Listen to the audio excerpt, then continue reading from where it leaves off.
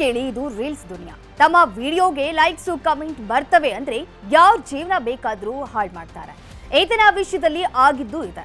ಹಾಸನ ತಾಲೂಕಿನ ಕಲ್ಲೇನಹಳ್ಳಿಯ Pavan degree ಓದ್ತಿದ್ದ. College ಮುಗಿತಿದ್ದಂತೆ ಸ್ನೇಹಿತೆ ಜೊತೆ ಕಾಲೇಜಿಗೆ ಹೋದವ ಕೈ ಹಿಡ್ಕೊಂಡು ಪಾರ್ಕ್ನಲ್ಲಿ ಕೂತಿದ್ದ. ಕೆಟ್ಟದಾಗಿಯೂ ವರ್ತಿಸಿರ್ಲಿಲ್ಲ, ಅಸಭ್ಯವಾಗಿಯೂ ಇರಲಿಲ್ಲ. ಆದ್ರೆ ಇವರನ್ನ ವಿಡಿಯೋ ಮಾಡ್ಕೊಂಡಿದ್ದ ಯುವತಿಯೊಬ್ಬಳು ತನ್ನ ಇನ್ಸ್ಟಾಗ್ರಾಮ್ನಲ್ಲಿ ಹಾಕೊಂಡಿದ್ಲು.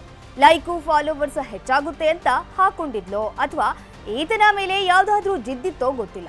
ವಿಡಿಯೋವನ್ನ ಹರಿಬಿಡ್ತಿದ್ದಂತೆ ಫುಲ್ ವೈರಲ್ ಆಗಿದೆ. ಇದೇ ವಿಡಿಯೋ ಪವನ್ ಮೊಬೈಲ್ಗೂ ಬಂದಿತ್ತು. ಹೇಗಾದ್ರೂ ಮಾಡಿ ಈ ವಿಡಿಯೋ ಡಿಲೀಟ್ ಮಾಡಿಸ್ಬೇಕಲ್ಲ ಅಂತ ಪರದಾಡಿದ್ದಾನೆ.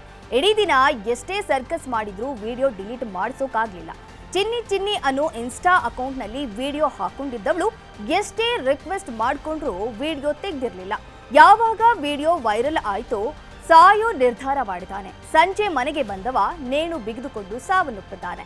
ಇನ್ನು ಪವನ್ ಸ್ನೇಹಿತರು ಇದೇ ಅಕೌಂಟ್ಗೆ ಮೆಸೇಜ್ ಮಾಡಿದ್ರೆ ಸಾಯೋರು ಸಾಯ್ಲಿ ನನಗೇನು ಅನ್ನೋ ರೀತಿ ದರ್ಪದ ಮಾತಾಡಿದ್ದಾಳೆ. ಒಟ್ನಲ್ಲಿ ಕಂಡೂರ ಜೀವನದ ಜೊತೆ ಚೆಲ್ಲಾಟವಾಡೋ ಇನ್ಸ್ಟಾಗ್ರಾಮ್ ಕಿರಾತಕರಿಗೆ ತಕ್ಕ ಶಾಸ್ತಿ ಆಗ್ಬೇಕಿದೆ.